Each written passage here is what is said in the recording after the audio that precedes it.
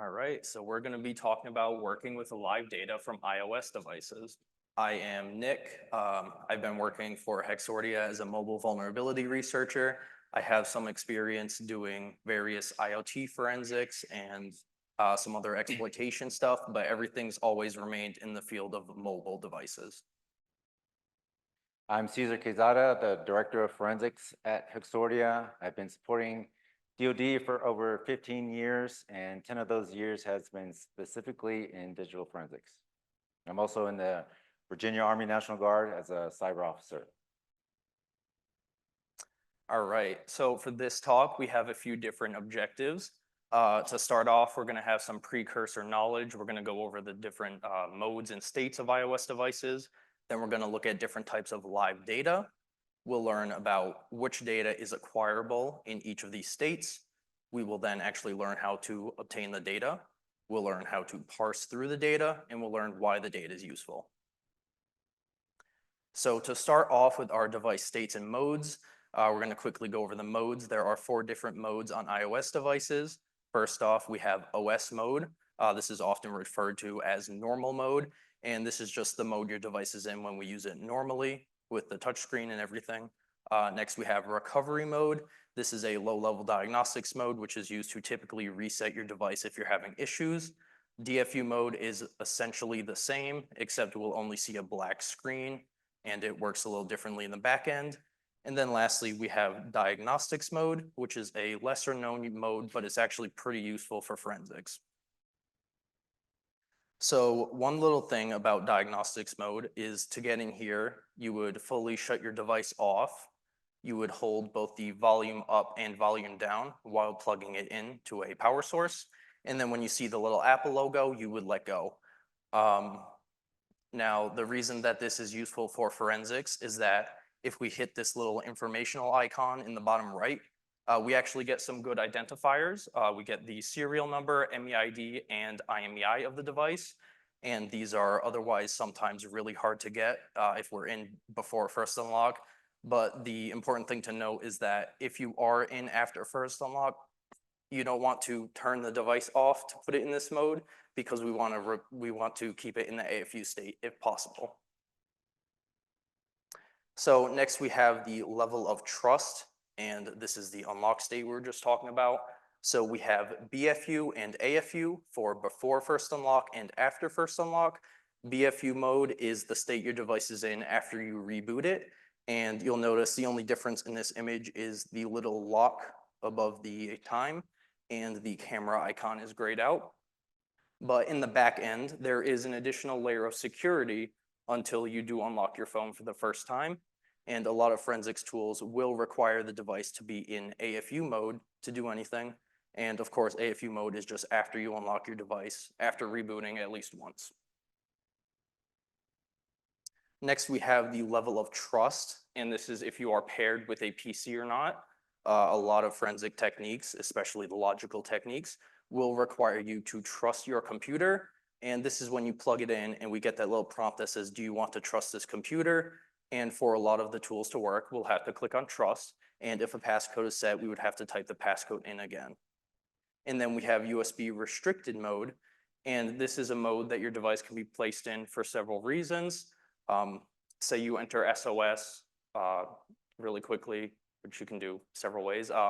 Or if you just don't plug your device into a PC for a few hours, you will see this little accessory connected thing when you plug your device in and you're on the lock screen. And that is telling you that your device is in USB restricted mode.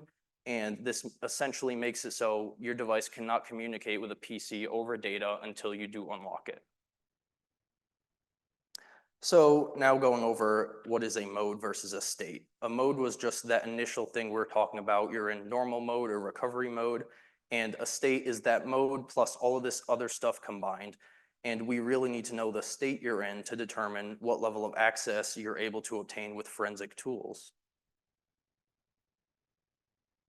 Okay, so what is live data? Live data is anything in transit, right? We're talking about Wi-Fi connections, Bluetooth connections. Your phone is always trying to connect to something out there. Applications in the background are going to be in memory, right? They are open. You might have them in the background. They're trying to sync data. They're trying to receive data. They're trying to push data. We all have these notifications that come up, right? New message, new whatever, but these are all in memory. And new out of the box, your phone is probably running around 500 or more processes. And these are stock processes just for your Apple device to function, right? You haven't installed any apps or anything. So there's a lot of data that's being transmitted.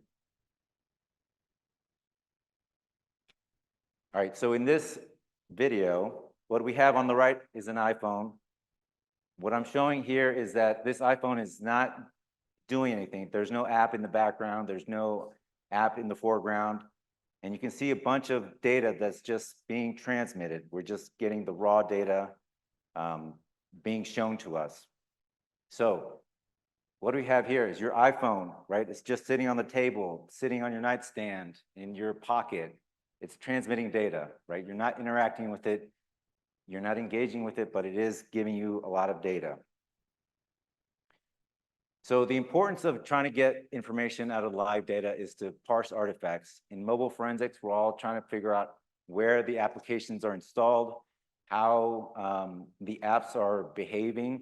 And so it helps us take note of what different parts of that file system that app is writing to. Some apps will write temporary files to the file system and then delete them when they're done with them. And we'll see that in a few case studies. So once you have your forensic image, that app might have already deleted those temporary files. So you're going to be missing out on that if you don't have any of that live data. Like we mentioned earlier, your apps are running in the background. Could be some processes that are live in memory. So that helps with malware analysis. Some encryption keys could possibly be identified, right? This is all important information that you could potentially use down the road. We also want to take note of the connections, USB connections, network connections. It just gives us a better look at what's going on under the hood of iOS. And just like anything else in this space, it's very security research. We're leveraging Apple APIs, we're leveraging Apple processes to gain additional insight into what's going on that device. And I will make note that if you're going to do this kind of research, this kind of analysis, I would recommend you use a jailbroken device that's just going to be able to give you more access to what's going on in device when you're going back and doing your own further research. All right. So we're going to take a look at all of the potential data sources that are acquirable on iOS devices. So we have a big table here. We're not going to go through all of it, but essentially all of the stuff on the top is data which is more permanent, and we would typically be able to acquire some of this through normal forensic techniques. And then everything on the bottom is stuff that we're looking at for live data. The important thing to note is that all of the stuff in both sections is still somewhat volatile. There's very limited data on iPhones that is not at least somewhat volatile. Even the things stored on the permanent file system can be deleted automatically by the operating system. So some of the sources we're going to look at, we split it up into things that we can acquire without jailbreaking our device and things that we will need to jailbreak our device for. So without jailbreaking, we have the sysdiagnose log, the live syslog. There's some data that we can get through internal Apple APIs. We won't be talking about that in this talk. However, I would suggest you go see some of Jonathan Levin's talks in tools like KDebug. Then we have network traffic hooking. And if anybody is familiar with Burp Suite, this is similar to what you would do to capture traffic over Burp Suite. We have USB traffic. Again, we're not going over that in this talk, but to get USB data for communication with iOS devices. Essentially, on the PC side or the iOS side, you would set up a monitor. On the PC side, we would typically use USB PCAP, and then you can get all of the data. So sources of data with jailbreaking, which is what we're going to focus on here, we're able to get some detailed running process information. We're able to get memory dumps, and you can filter that down to the entire device's memory dump or per process. We're able to get some of the files on the temporal file system. So think of this as files which an application might create for a few milliseconds, use it for a networking request, and then delete it. We're able to actually get that and save it to permanent storage. And then we have file descriptors, which are essentially files which are written within memory. We have networking requests. And then we have the wired data, similar to the USB PCAP stuff. Okay, now we're going to talk about how to gather some of that live data. We have two types that we're going to talk about, the sysdiagnose and syslog. So sysdiagnose is just Apple's way of troubleshooting any devices. You have an issue with your iPhone or iPad or whatever, you take it into the Apple store, they may generate a sysdiagnose log. It's just going to be a compressed file. You'll see the uncompressed file there, or the decompressed file on the bottom left. And inside that folder, you'll have additional files and folders that you'll get.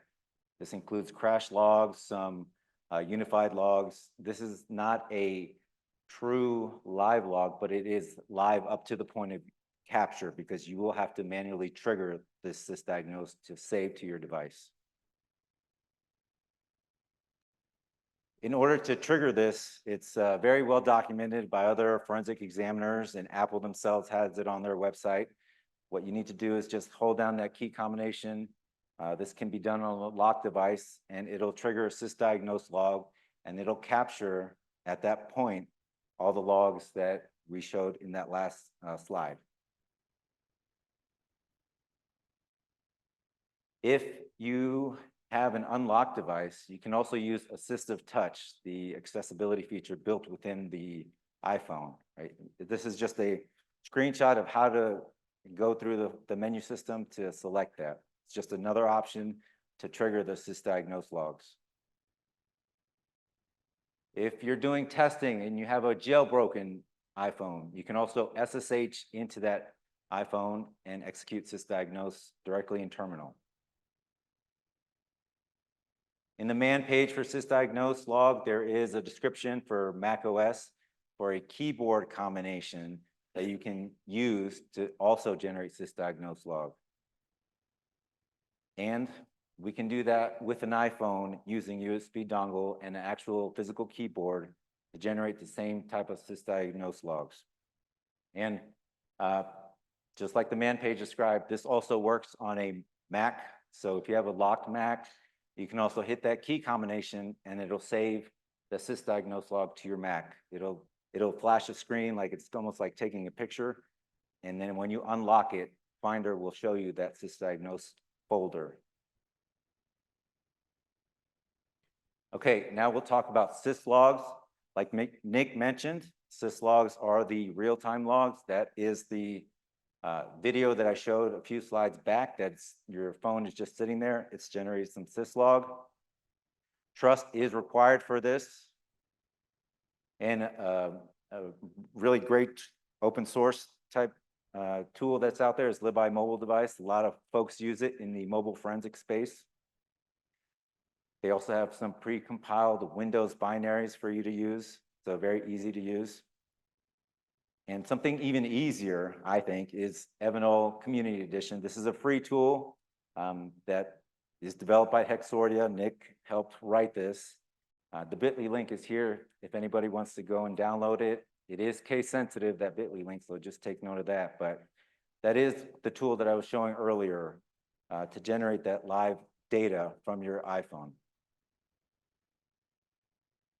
All right, so now we're going to get into the stuff that requires the jailbreaking. But before that, actually a note on the previous two log types. Something that's interesting, you might see if you've ever been browsing the Apple Workshop forums, is that a lot of the time Apple will actually ask for these logs, and a lot of people will publicly submit these logs onto an online database, and they do contain a lot of PII, and there's just a lot of those logs out there. Don't do that. Yeah, don't. But for the stuff that requires jailbreaking, one of the things that we're looking at is capturing all the running process information. So essentially, we're going to run the PS command, and it's the same as on Unix or Linux, and we'll run it in a loop.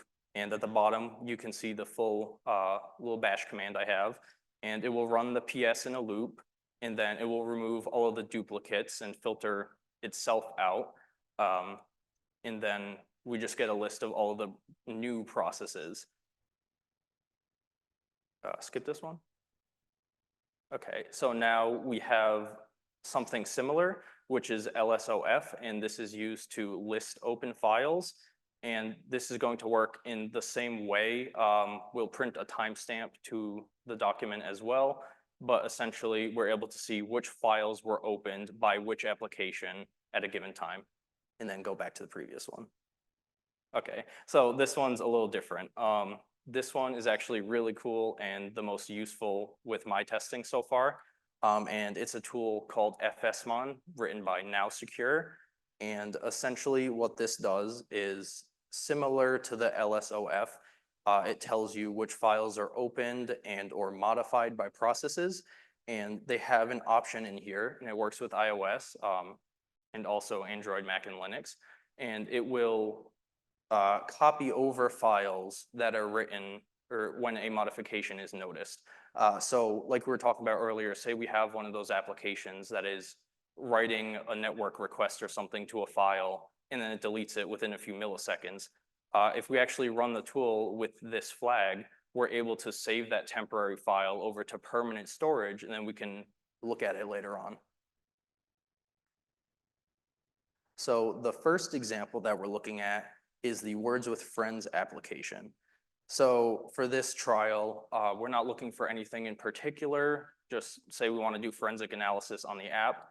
We're just gonna run the app. We're gonna run our process log. We're gonna run FSMon and populate our data within the app. And then we can terminate all of this and take a look at all of the files that were created.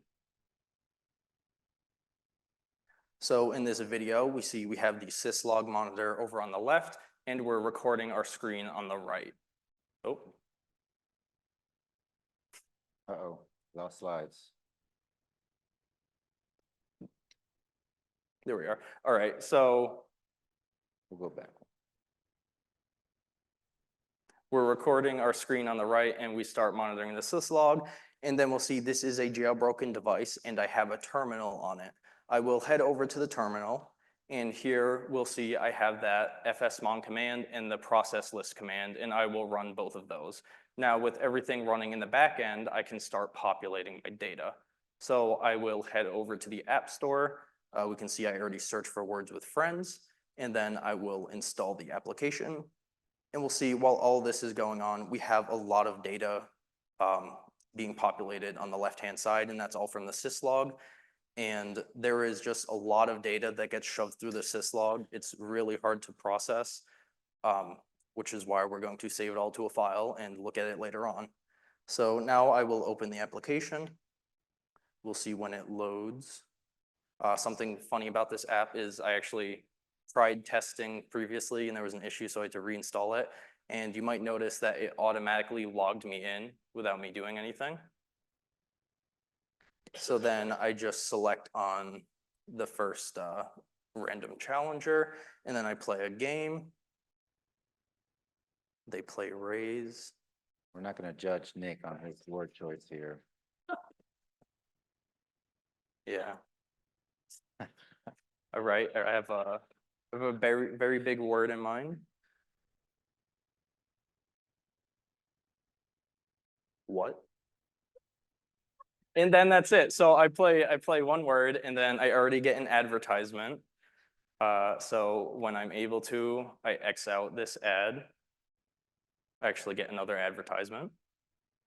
And this is a weird little interactive ad where you can like drag hamburgers around or something. And just look at that tremendous amount of data that's coming across, right? Like there's no way without the help of a tool, we can all analyze that, but some of that is very relevant artifacts that we can use. Yeah.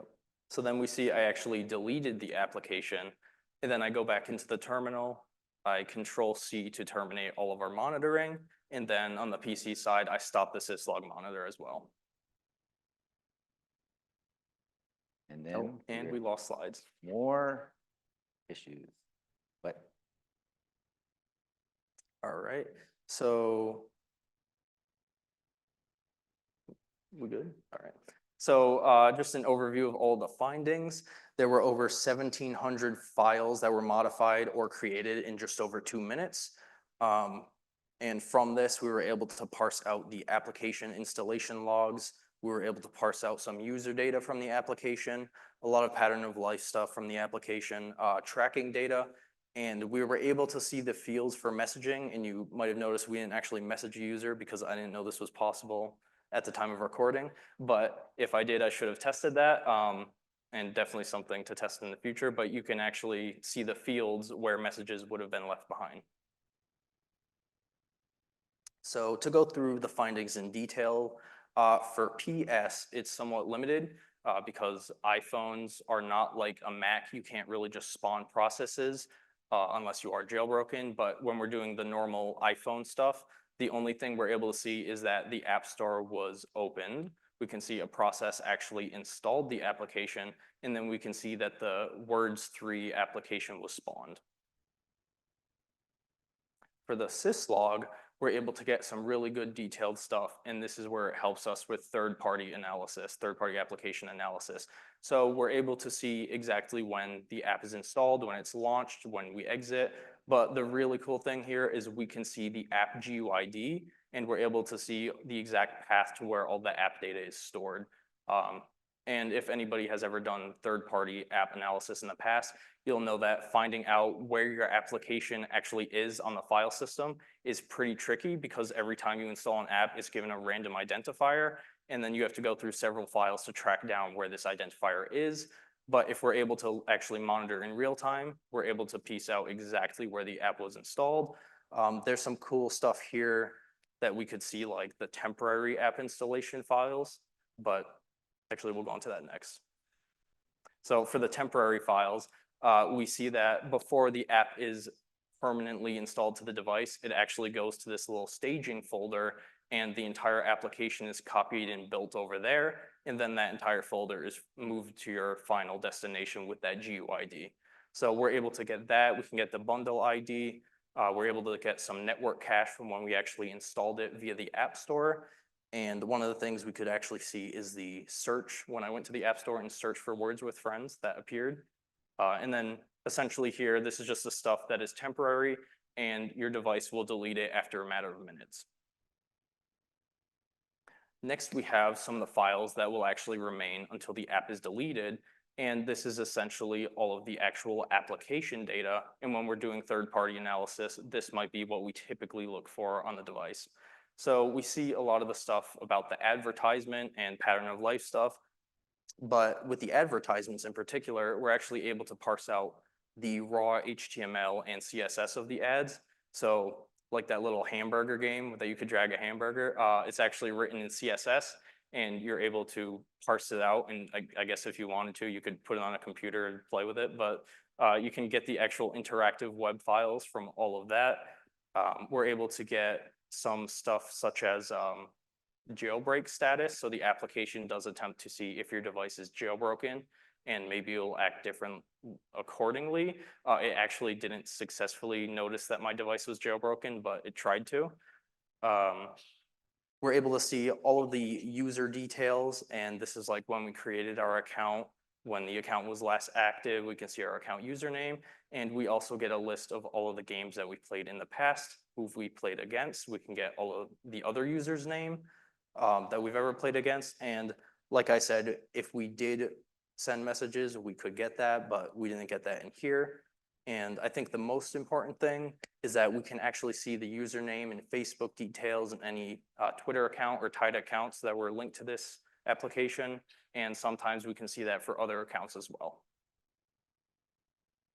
So for files that will actually remain until the device is reset, these are the files that are created by Apple services, because when we do delete the application, all of the files that were in the actual application directory are deleted. However, all of these will remain. So we can get things like the springboard or the home screen background, not background, sorry, the actual app layout. So you can use that to recreate their home screen. We were able to get some of the detailed application purchase logs. So this will tell us, hey, this app was installed at this time. We can see if it was the first time, if it is a purchase log. And this is all coming from the App Store. We're able to get the bundle ID in the App Store as we search for it. As I mentioned earlier, we could see that I search for Words with Friends at a specific time. We're able to get a list of all of the installed applications. And then we could get some other detailed application usage logs. So this would be like your little spotlight search, and it will recommend that you open Snapchat at 9 p.m. because it thinks that you open Snapchat late at night. And it's actually very detailed about a lot of pattern of life stuff. And then lastly, again, we're able to just get a list of all of your installed apps or apps that have been installed by your iCloud account. So the next case that we're looking at is Safari, and it's a little different because we're actually looking at an internal Apple app. So it has a little more access. You're not actually able to delete the app, but of course, the main thing we're looking here is for our searches and timestamping. So the process is essentially the same because we're looking for timestamping. When I did take the video, I threw up a little timestamp in the top left. And we see I have a jailbroken device. I will actually go ahead and install OpenSSH on the device. Now I will go grab the IP address of my device. And from my computer, I can remote into my device. Now, whereas the last one, we had a terminal on the phone and I ran a few commands, this time I have all of those commands squished into a single bash script. And I can go ahead and just run my bash script remotely. And this just makes it a lot cleaner because I just have to run one thing. And then when I'm done, I actually have it set up that I can just hit enter on my PC. So while I'm monitoring everything, I will go ahead and open up Safari. And we'll see I actually do have a few tabs already open. And you can't see it now, but I also do have a private tab. But I will click on one of my, or no, I actually create a new tab, and then I will just create a test search. Actually, just write testing search. After I do that, I will put a new search in the same search bar to see if that changes anything. So we are collecting data in the background, right? We're just generating test data on the right-hand side. The left-hand side is still collecting it for us. Mm-hmm. And now I will actually open up a previous tab and I will create another search. So I say HOS long until iOS 18 beta 5 release. Intentional, of course. So with all of these tabs, I'll go ahead and close one, see if that changes anything. I go over to my private searches. We see I have one open, and I'll just put a 2 at the end. I'll create a new one. I type out a new search. And then I'll go back. And what we're doing here is trying to just demonstrate a basic user interaction with their phone, right? The user's not going to just stay on the same tab. They could switch tabs, go back from private to the not private tab. So a lot of just user interaction. We're trying to test and see what happens. Yep. So then I go ahead and I end my script, and essentially, whereas before I was like filtering out the process command at the beginning, my script will just do it at the end now. But so we have all of our data. At the end of this, we have just a text file with all of the processes run, all of the open files, and then we have that big fsmon bundle that shows us all the files that were modified. So if we look at those fsmon files, some of the things we can notice is within the temporary files, we're able to get out all of the networking cache. So we're able to actually get out every single search that was made, the raw HTML or whatever resources, and it's able to parse that out in real time. So using that data, we were able to reconstruct all of the searches, but this only, of course, has all of the new searches because we're monitoring in real time. We don't have any of the old searches or the existing tabs when we started. And one of the things that's interesting is you can see those last 3 searches. You can see it actually increments, and I didn't search any of those, or I searched the last one, but I didn't actually search the How's long until iOS 18. But in the back end, every time you type a word, Google will actually load the web page and send the requests and do the full thing just to make it faster. So when you do hit search, it can give you your results faster. So looking at the permanent files, and these are the things that we will actually look for during our forensic analysis, because of course we don't get the luxury of being able to capture live data on real devices. We have to look at anything that's in the permanent file system. There were 2 main things that we found. There is the mobile Safari plist, and this contains some searches, but the issue here is on my device, it was limited to only 3 tabs. And then the big thing is the Safari tabs database, and this contained all of our current searches along with timestamps for each one. And the timestamps are actually in a blob or in a plist within a blob. But this was able to parse out more of our searches. And of course, this is the main thing. This is the main file that we're going to be looking for. So we're kind of stuck only looking at this database when we're doing real analysis. But one thing that is kind of interesting is that last search you can see, it actually believes it was performed at the same time as a search before that. But as we saw in the video, it wasn't. So looking back at that file, it turns out that timestamp was actually populated when the user clicked onto the tab, but not actually when the search was performed, and the device didn't actually update the timestamp in the back end, so we're left with an incorrect timestamp for a search, and it believes that the search happened earlier than it actually did. All right, so in summary, we went over what live data is, how to capture it, how to use it in your testing to validate your data, because we're all about finding truth in data. Now, we all may have our forensic image that we took, but we highly advocate for you to trigger your own sysdiagnose log at as close to the time of seizure of that device as you can, because you'll actually preserve some of those processes and those logs with your capture. So as soon as you're able to get your device back to your lab or wherever you're doing your final investigation, you'll have that sysdiagnose with those logs that we talked about earlier. And that concludes our talk. Are there any questions?